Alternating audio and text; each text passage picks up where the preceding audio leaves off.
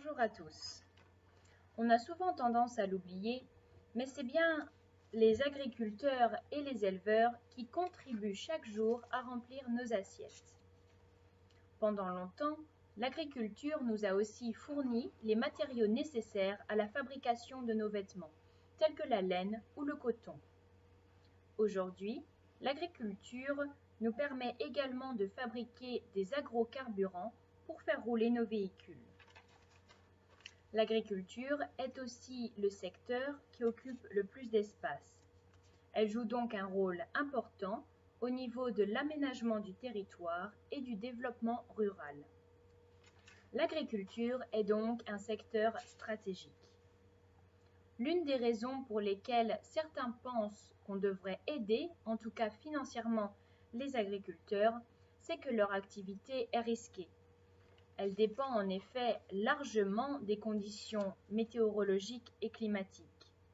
Un orage de grêle, par exemple, pourrait détruire toute une récolte et il ne resterait plus au fermier que ses yeux pour pleurer. La production agricole est donc très variable, ainsi que ses prix sur le marché. En effet, si les agriculteurs ne peuvent pas stocker ou encore transformer leurs produits, eh bien, ils sont parfois obligés de vendre ceux-ci à des prix très peu rémunérateurs ou encore à perte. Enfin, c'est parce qu'il faut investir des sommes considérables pour acheter des terres agricoles, du matériel tel que des tracteurs ou encore des bâtiments qu'il faudrait aider les agriculteurs. Afin d'aider ceux-ci à surmonter les risques dont je viens de parler, mais aussi à stabiliser leurs revenus et à les aider à investir et à se moderniser, l'Union européenne soutient les prix agricoles sur le marché et subventionne directement les agriculteurs. Ces interventions font partie de ce qu'on appelle la PAC, la politique agricole commune. La PAC est une politique phare de l'Union européenne. Elle en est même sa première dépense. Chaque année, la PAC constitue environ 60 milliards d'euros pour les 28 pays membres de l'Union, ce qui correspond à environ 30% du budget européen. La PAC se divise en deux piliers principaux. L'un constitué des trois quarts, donc 75% de son budget, et l'autre des 25% restants. Je vais d'abord vous parler du petit pilier, celui des 25%. Celui-ci est alloué au développement rural. Il sert par exemple à récompenser un agriculteur qui aurait fait plus d'efforts pour préserver l'environnement tout en travaillant. Revenons maintenant au pilier principal, celui qui constitue les trois quarts du budget alloué à la PAC.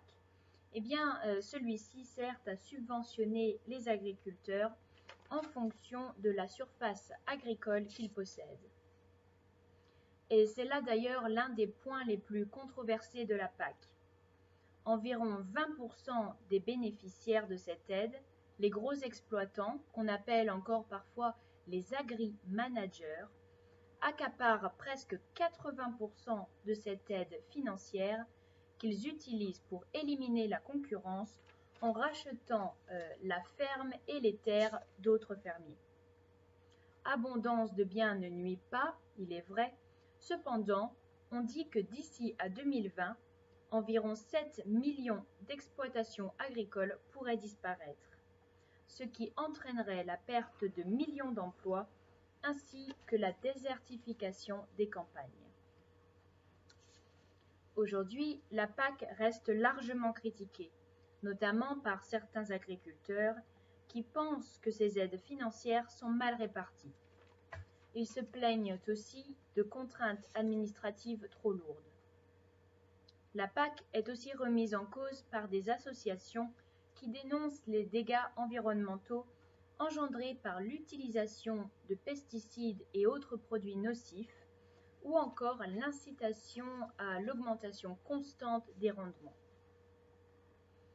Certains pays européens de l'Union européenne, tels que le Royaume-Uni, sont convaincus que la PAC leur revient plus cher qu'elle ne leur rapporte. En effet, la PAC est plus profitable pour des pays plus agricoles tels que la France ou encore l'Espagne. Finalement, la PAC est aussi critiquée par des pays non européens qui la voient comme portant atteinte à la concurrence mondiale. Il est évident que dans de telles situations, chacun voit midi à sa porte. En conclusion, la PAC a été réformée de nombreuses fois depuis sa création en 1962. Sa dernière réforme en date, pour la période de 2014 à 2020, cherche à la rendre plus efficace, plus équitable et plus verte. Par exemple, pour la rendre plus verte, les subventions aux agriculteurs pourraient être assujetties à des conditions de travail plus écologiques. Je vous remercie.